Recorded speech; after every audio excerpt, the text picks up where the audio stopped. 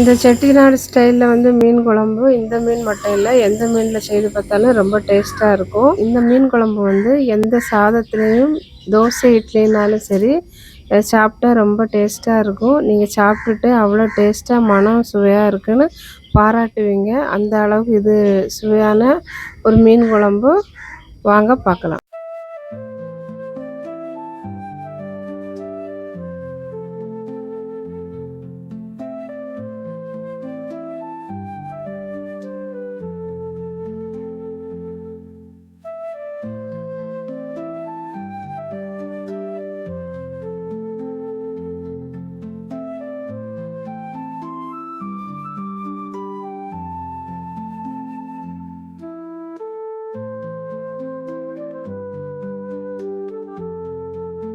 இப்போ நம்ம அடுப்பை பற்ற வச்சுட்டோம், சட்டி வச்சிடலாம்.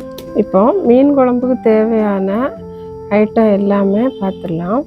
சட்டி சூடானதும் 2 டேபிள் ஸ்பூன் மல்லி எடுத்துக்கோங்க, 1 டீஸ்பூன் சீரகம், டீஸ்பூன் கருப்பு மிளகா, ஒரு 5-6 பல்லு பூண்டு, 5 காஞ்ச மிளகா, 2 டேபிள் ஸ்பூன் எண்ணெய், இவ்வளோ போட்டு நம்ம வறுக்கணும்.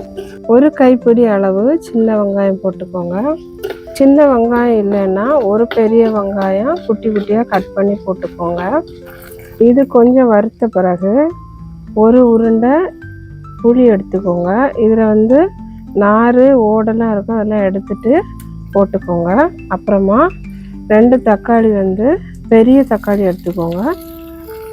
சின்ன தக்காளியாக இருந்தால் ஒரு 4 தக்காளி போட்டுக்கோங்க. அதையும் சேர்த்து வதக்கிக்கோங்க. நார்மலாகவே நீங்கள் சமையல் பண்ணும்போது மீன் குழம்பு நல்ல டேஸ்ட்டாக இருக்கும்.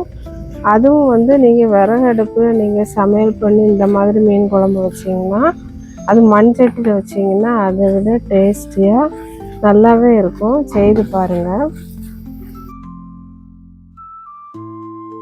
கொஞ்சம் வதங்கின உடனே ஒரு 1/4 கப் அளவு தேங்காய் சேர்த்துக்கோங்க. ரொம்ப தேங்காய் சேர்க்க வேண்டாம், கொஞ்சமாக சேர்த்தா போதும். அதையும் சேர்த்து நல்லா வதக்கிக்கோங்க.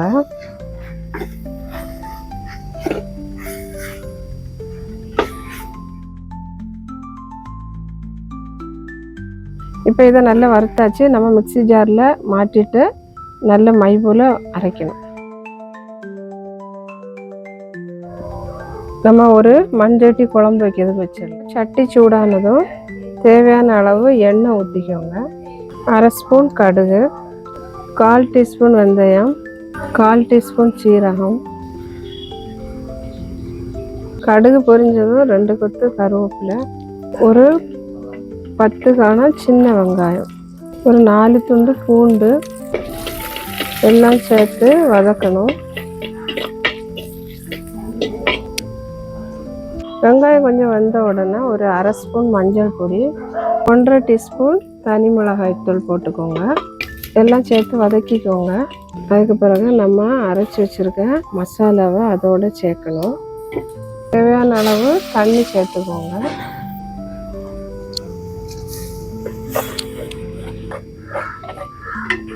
இப்போ இதிலே நம்ம காரம் புளி எல்லாமே சேர்ந்துருக்கு. புளி உங்களுக்கு தேவைப்பட்டால் கொஞ்சம் கூட ஊற்றிடலாம். தண்ணியும் கொஞ்சம் கூட வேணால் சேர்த்திடலாம். இன்னும் கொஞ்சம் கொதி வரணும். தண்ணியெல்லாம் கரெக்டாக நம்ம சேர்த்துட்டோம். உப்பு வந்து தேவையான அளவு போட்டுக்கோங்க. இந்த மாதிரி நல்லா கொதிக்கணும்.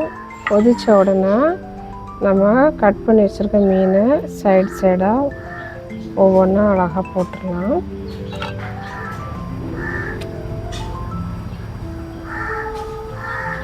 இப்போ இது வந்து நம்ம கொதித்த உடனே அந்த மசாலா வாசனை எல்லாமே போயிடும். மீனும் போட்டோன்னா அந்த டேஸ்ட் அப்படியே இறங்கும். இந்த டைமில் போட்டால் நல்லாயிருக்கும். அப்படியே கொதிக்கட்டும்.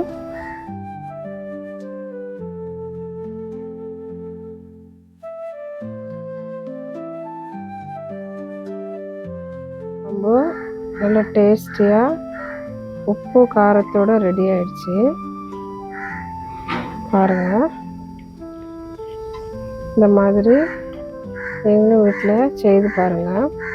சாதத்துக்கு, தோசை, இட்லி எல்லாத்துக்குமே செட் ஆகும். இதை சாப்பிட சாப்பிட இன்னும் வேணுங்கிற மாதிரி அவ்வளோ ஒரு டேஸ்ட்டாக இருக்குது. நீங்களும் வீட்டில் இதை ட்ரை பண்ணி பாருங்கள். எந்த மீன் வகையிலையும் இந்த குழம்பு இந்த மெத்தடில் செஞ்சால் ரொம்பவே டேஸ்ட்டாக இருக்கும். ஒரு வாட்டி இதை செய்து பார்த்துட்டு எனக்கு கமெண்டில் சொல்லுங்கள் எப்படி இருக்குன்னு.